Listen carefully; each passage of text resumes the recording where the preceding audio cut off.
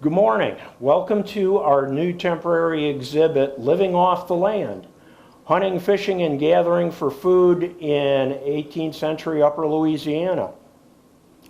And I want to introduce you to my friend and colleague, Jim Duncan, who made this exhibit possible.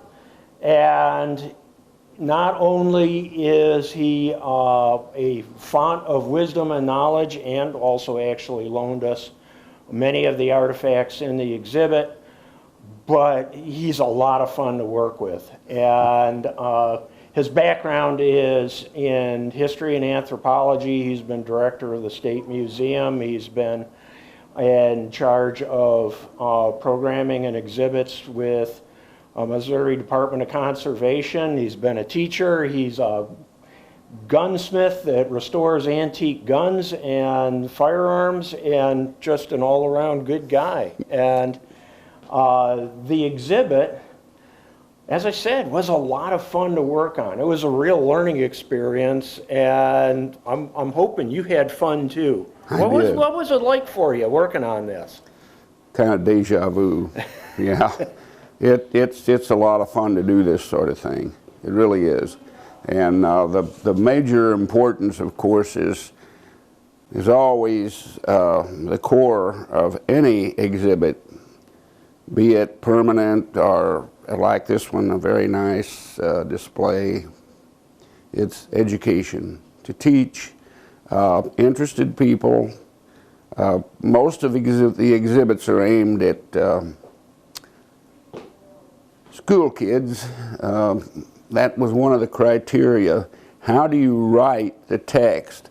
Well, you generally write it so that it can be understood by people, you know, that are involved in the education experience. So that's why some of these things may appear to be a little bit too thorough, but they're for the school kids to answer as many questions as you can.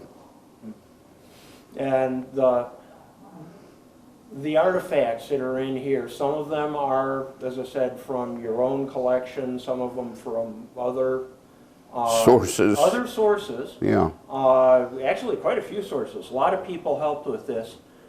What's your favorite thing in here? My favorite thing in here is right here. And that rifle has been so modified and so brought up to date, so to speak. It served at least 3 generations of hunters. So it was passed from generation to generation. That's right. This was a well-loved firearm. It was, and it's a true colonial. It's a true colonial piece. It's luckily it's not in such terrible shape. It's got the manufacturer, or maker, I should say, the maker, the gunsmith that made it, has his engraved on the top flat of that heavy iron barrel is his moniker, his name, and he was Jacob Dickert, and he was a Pennsylvania Moravian, very famous gun maker, and it's actually it's still workable. He did well enough with his trade that gun still works. So it's a rifle that was originally flintlock. It got improved over the generations and updated in the 19th century. But I know when we were putting in, it's a really heavy piece. The barrel on that is a very heavy barrel. Yeah. How accurate is a rifle like that? Well, surprisingly accurate. A man named Tim Murphy used a rifle very similar to that to kill a famous British general at the Battle of Saratoga Bemis Heights. And it was at quite a distance. He was also famous as a hunter. He was an Irishman, a transplant, a fellow by the name of Tim Murphy. And these rifles were accurate enough, and they made enough of an impact during the Revolutionary War that the British developed corps riflemen. Themselves, yeah. Themselves, yes, and they imported German riflemen, hunters, Jaegers they were called, to combat this sort of thing carried by irregular volunteers from the back country. And who knows? So out in this part of the world, though, that's an eastern piece that eventually those made their way here with the Americans. Yes. What about the French and Spanish and Native American hunters and warriors? Did they use rifles that much? Sadly, right over here is all we have that is representative of, this is representational of the French. After 1763 and the Treaty of Fontainebleau, which was a secret treaty with Spain, France relinquished this upper Louisiana. In fact, they relinquished all of the Louisiana territory. Archaeologically recovered materials are largely the basis for our archaeological record of the French in the New World, particularly right here in Missouri, which was the hub of the trading with the various tribes of American Indians. And what we have here are objects recovered from the Platner site, which is a very large Osage village site on the Missouri River, up in western central Missouri, and it represents a wide spectrum of trade goods that were traded by the early French to their Indian allies, which were extremely important. Not only did their Indian allies support the community with game that they brought in, sometimes as gifts, sometimes to exchange for items of European manufacture, but also there was a very firm alliance that formed between the French and their allies, so much so that some of the Frenchmen residing here in St. Genevieve married Osage women. And you can see from the archaeological record that French trade goods became very important by probably around 1680. Of course, that predates St. Genevieve, but by 1680 the French were actually there was an active trade with the Indian people. So Jim, one of the things that I found intriguing in this, correct me if I'm wrong, but there's an exchange going on here. It's not just about the Indians picking up new technology from the people of European descent, like firearms and metal knives and cooking pots and all that, but also there's practices that the Europeans are picking up. They're learning from the Native Americans about methods of hunting and plants and medicine and all these other things that are being added to each other's ways of life, which keep changing. Is that a fair way of describing it? Very good. Fortunately for the French, they learned a lot from their Osage Indian allies, and many of them later became relatives. Mm-hmm. They became one family. And it's interesting because to this day, those same people, the Osage, have their French family surnames that they got from the marriages on the streets in their village, that their county seat of their reservation, Pawhuska, Oklahoma. So the French were very important to them. One of the interesting things, the French brought in Palatinate German farmers to the Arkansas River Valley. You see, the French did not like cornbread. They simply didn't like maize products.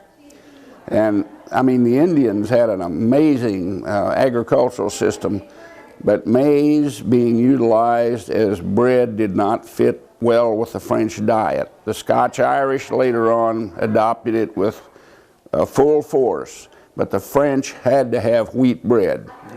We have objects that we can see here that demonstrate that, like your pannier, your bread closet.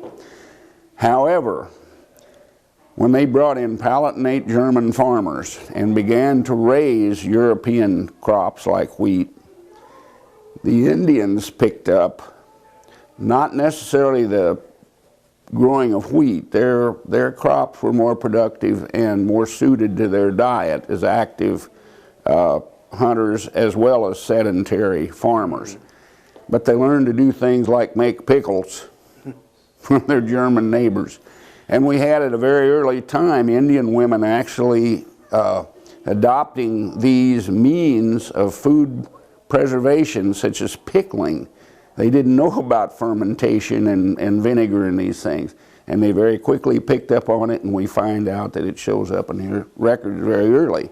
Likewise, the Europeans learned to hunt communally, as the Indians did, and then they demonstrated things like larding, which the Indians had never seen, I don't think. They did not know.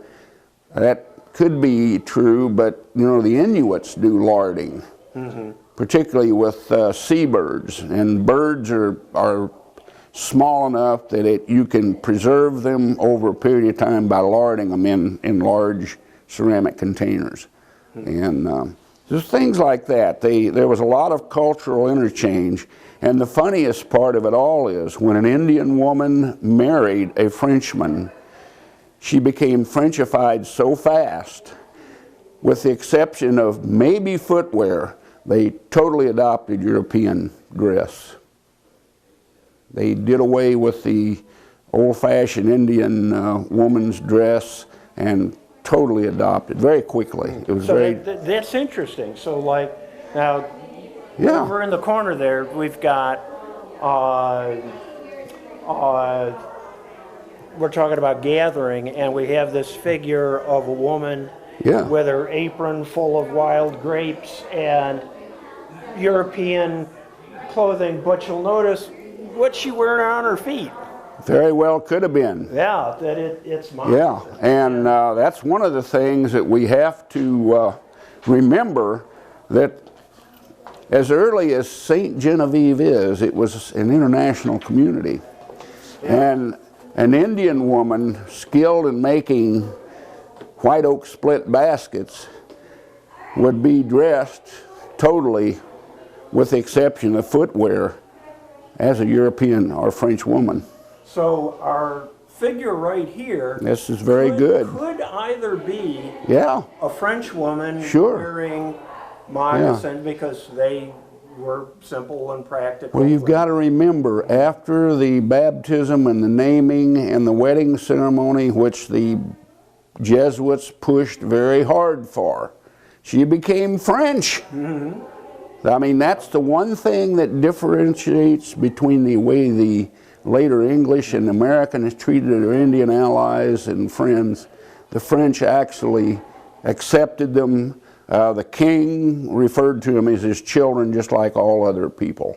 So, and that's what we have. Yeah, so our figure here, because of the European dress and the moccasins, could be a French woman, French Creole woman, or it could be a Native American woman who sure could. Married to one of the Habonants. Yeah. That's true. We had a lot of fun putting this one together. Yeah, that's good. The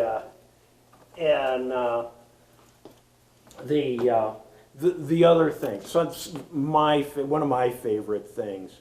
Okay, I like the stuff we got from you, but we also got some pieces from some other collectors. That's right. And there's the Spanish escapade right, over here. Right. This would be a very difficult firearm for anyone to turn out of a collection. I've not seen that many. You know, we look at the one that they have in the History Museum collection up in St. Louis, but the Spanish had very distinctive firearms, and And of course, the Spanish are in control here for almost 40 years. Yes, they were. They have 40 soldiers years here and officials here, so they would have had these Yeah. kinds of, not a huge number of them, but they probably, okay, it's got that really interesting mechanism on it. Oh, yeah. It's not like a standard flintlock that we No. think of. That's called a Miquelette lock, correct? That's correct. Why do the Spanish keep using an older style mechanism like that when they certainly can make, they know about, and some of their military guns have modern, quote unquote, modern flintlocks on them? Why keep going back to this traditional older technology? Well, you got to talk a little bit about the origin. The French style lock, which is on the trade gun over there, was developed in the 17th century, early 17th century, in France. Some people actually would call it a French lock. They did. Yeah. They called it a French lock. Now, with the Spanish, this thing has less mechanism on the inside, so you cut less wood away when you're stocking this gun up. It makes it very strong. And if you've ever noticed that the Italians and the Spanish use them, they're very ancient, by the way. There's a lot of scholarly stuff being done by historians, particularly of military arms, trying to pinpoint when that thing was, when it came into being. The thing is sturdy. You can drop that piece off of horseback and it not break. It's not nearly as delicate as those in that case. So it has a lot going for it as far as its sturdy nature.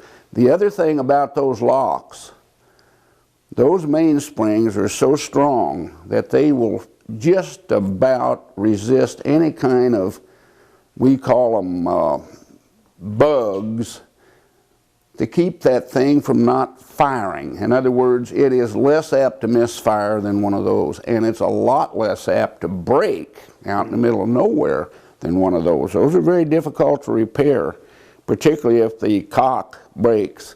Not this thing. So there's sturdy capabilities of firing almost every time. So there's a lot of practical consideration, Oh, yeah. as well as Yeah. a sense of tradition. That's and true. what they're used And to. those things they function right in the 19th century. Some of the, believe it or not, some of the folks that attacked the famous, what was it, the border just before World War I. Most of them were carrying Winchesters and outmoded single-shot rifles, late 19th century origin, but a couple of them were still carrying these, old military. They were poor Indians. They were following these various generals, Pancho Villa being one very famous. But these guns have a long history. And I think their major consideration is they're just sturdy. They're the Dutch wife, but they're sturdy and they're functional and they won't break. And that's a big thing in the middle of the... Yeah. Now the next thing I want to, or actually the last thing to wrap it up for Charles here, is we haven't talked much about fishing. And, you know, your time with MDC and some of these things, like these illustrations that you helped us find of Native Americans butchering lake sturgeon or other various kinds of freshwater sturgeon, and these are big fish. Oh yeah. That how big would some of these, like the sturgeon and the catfish they were catching and the paddlefish, how big did some of these get? Well, That's a tough question, really, but I can tell you from personal experience, it would not have been unusual with the condition of the streams, the size of the rivers and the impoundments, the big oxbows. 200-pound fish would not have been rare. Wow. 200-pounders. Okay, so how do you obviously don't have big reels and all kinds of, you know, the fishing hooks of the time don't even have eyes in them for, how do you catch fish like They don't. The Indians, the American Indians, are probably some of the most clever fishermen, and we have archaeological evidence, no doubt, that they were very skilled at building fish traps, and they would channel prime areas in moving water, or sometimes they could even use this method in a cutoff.